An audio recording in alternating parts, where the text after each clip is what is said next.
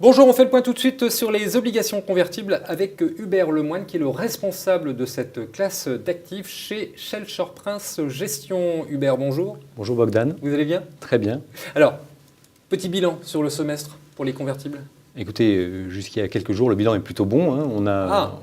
C'est un petit peu plus agité depuis quelques jours, mais Oui. on a quand même malgré tout un bilan positif de 3 à 4% sur l'ensemble de la classe d'actifs. Après, les acteurs se distinguent plus ou moins. Mais vous vous êtes pas fait peur? Même pas peur? Même pas peur. Le produit est là pour ça. Il y a pourtant un taux de défaut qui a grossi ces derniers mois. C'est vrai. On constate qu'effectivement, depuis que l'Europe est en récession, le financement des petites et moyennes entreprises est un petit peu plus compliqué et la classe d'actifs convertibles n'est pas exempt justement de ces défauts-là. Ça, c'est quelque chose qu'on voyait moins les dernières années pourtant.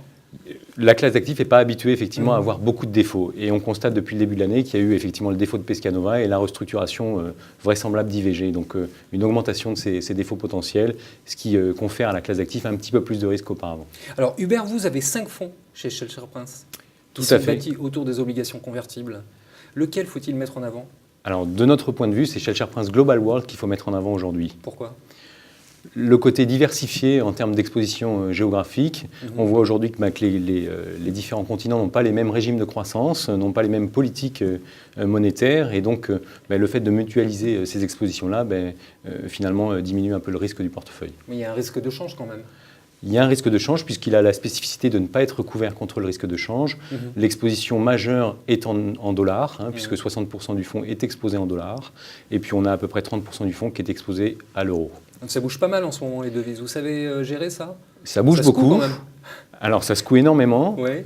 mais on voit qu'effectivement, comme je vous le disais, il y a une agressivité importante de la part des banques centrales. Vous arrivez à suivre? On arrive à suivre, et en tout cas, si vous voulez, le risque du fonds est maîtrisé.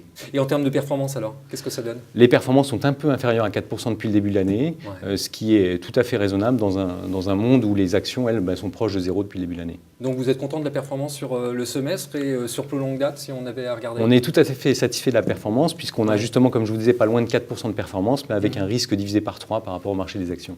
Alors pour terminer, votre valeur ajoutée? Notre valeur ajoutée, chez Schelcher Prince, c'est un contact permanent de notre bureau d'analyse, que ce soit d'un point de vue action ou d'un point de vue crédit, et une prise de décision qui justement est faite en commun avec ce desk d'analyse. Très bien. Hubert, merci beaucoup. Merci beaucoup Bogdan.